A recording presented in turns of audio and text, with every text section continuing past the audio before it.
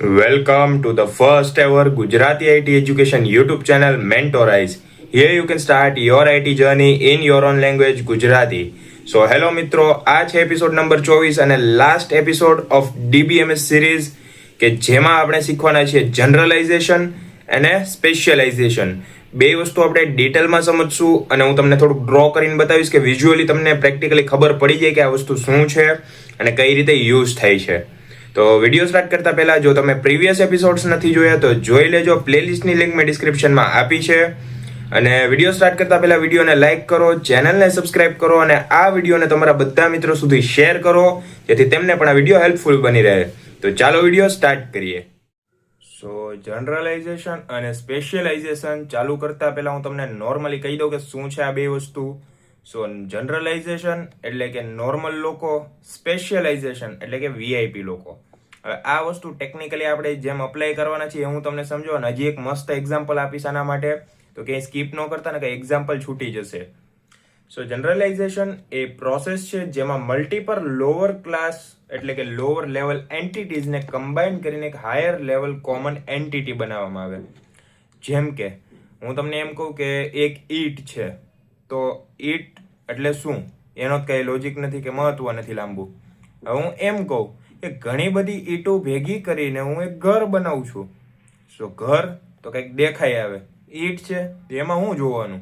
સો આને જ કહેવાય જનરલાઇઝેશન, કે નાની નાની વસ્તુ ભેગીને એક વસ્તુને સ્પેશિયલ બનાવવામાં આવે.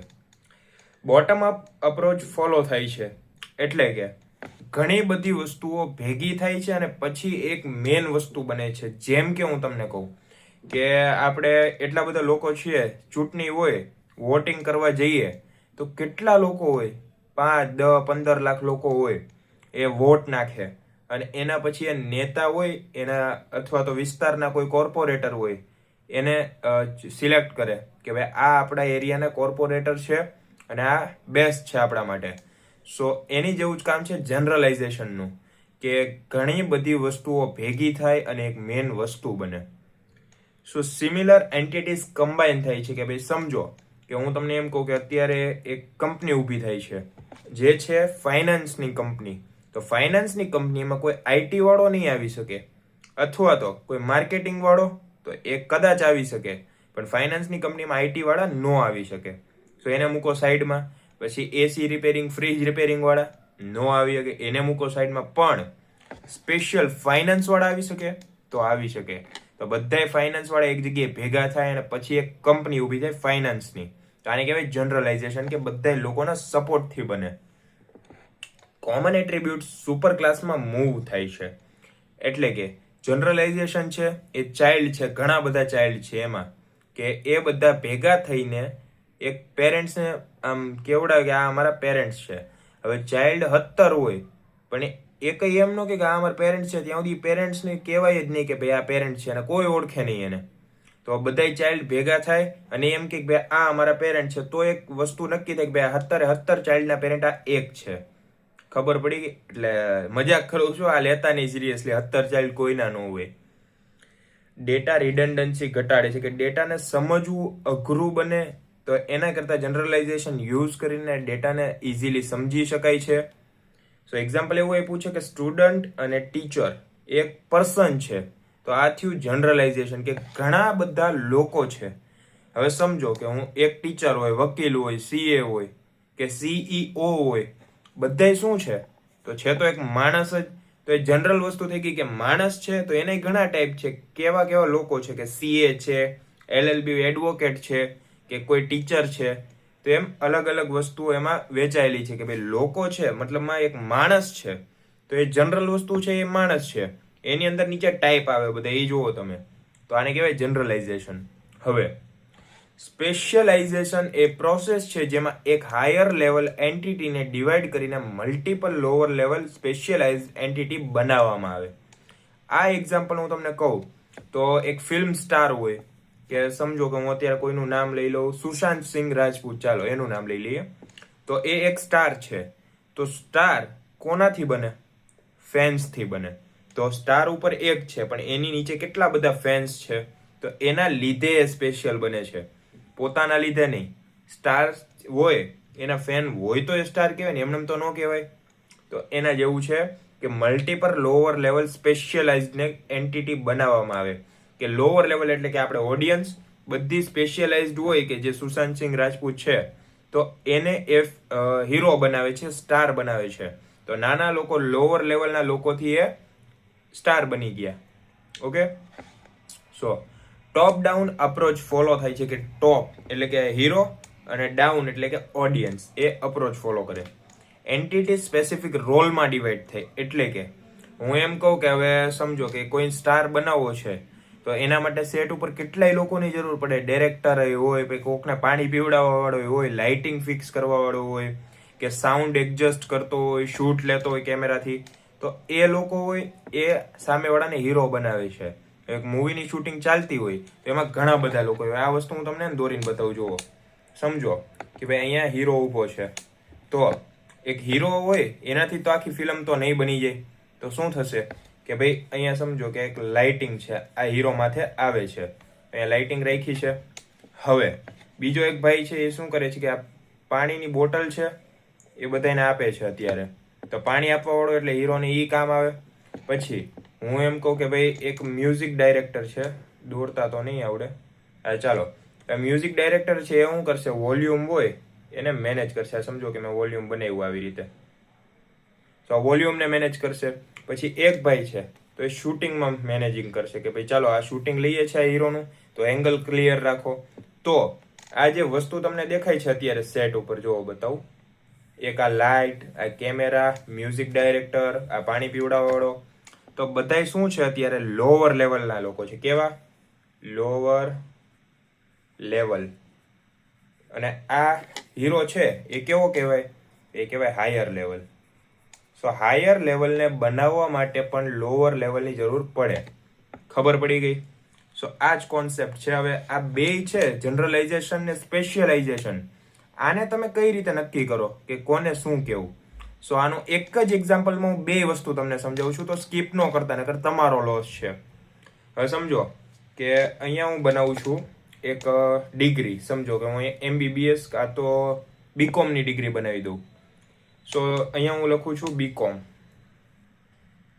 બીકોમ છે એક ડિગ્રી છે, પણ એની નીચે તમે સમજો કેવા કેવા તમે રોલ લઈ શકો.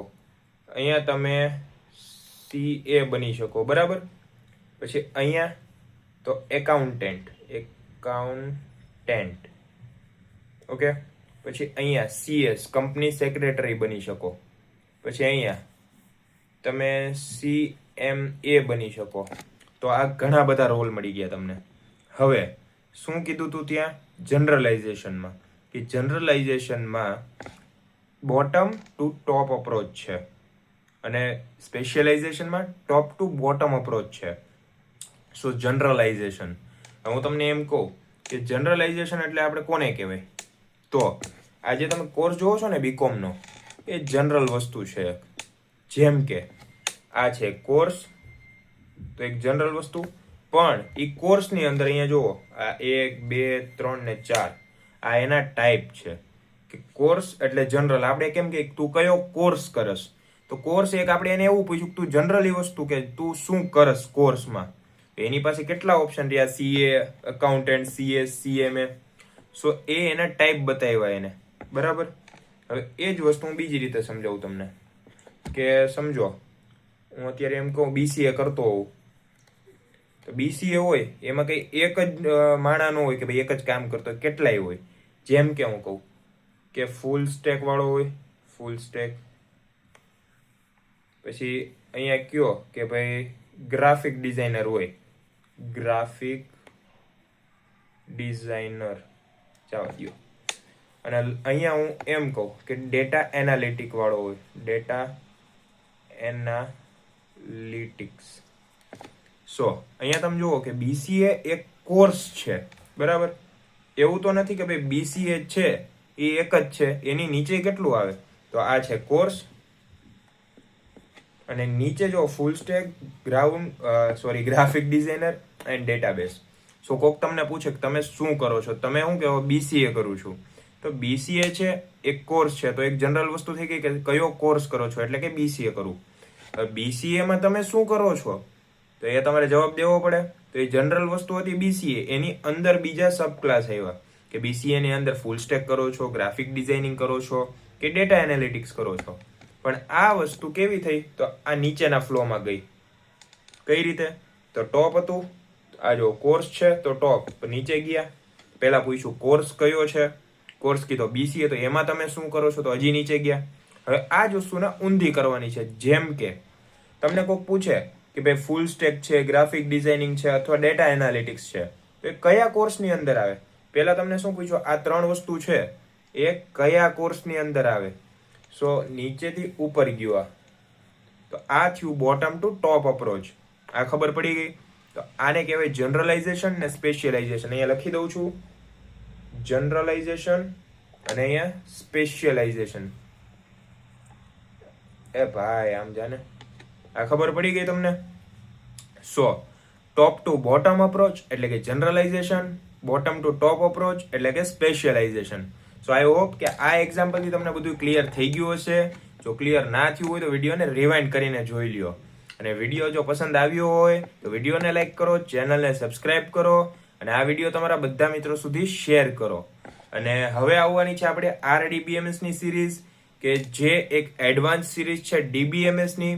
તો અત્યાર સુધી તમે બધું બેઝિક શીખી ગયા છો કે DBMS માં શું આવે, શું વર્ક કરે છે, બેઝિક કમાન્ડ્સ કે કઈ રીતે નોર્મલ ટેબલ બનાવી શકો, એમાં શું અપડેટ ડિલીટ કરવું હોય કરી શકો. તો એ બધું બેઝિક હતું. હવે જે તમે શીખવાના છો ને એ RDBMS માં બધું એડવાન્સ લેવલનું શીખશો. સો જો તમારે એ સિરીઝ સ્ટાર્ટ કરવાની હજી બાકી છે તો પહેલા તમારું DBMS એકદમ મોઢે કરી લ્યો, બધું આવડવું જોઈએ, ક્લિયર હશે તો RDBMS માં તમને બધું હજી હેલ્ધી રીતે સમજાઈ જશે. પણ આજ તમારે ક્લિયર નહીં હોય DBMS તો RDBMS માં કાંઈ સમજાય નહીં તમને, ખાલી માથા ઉપરથી જાહે.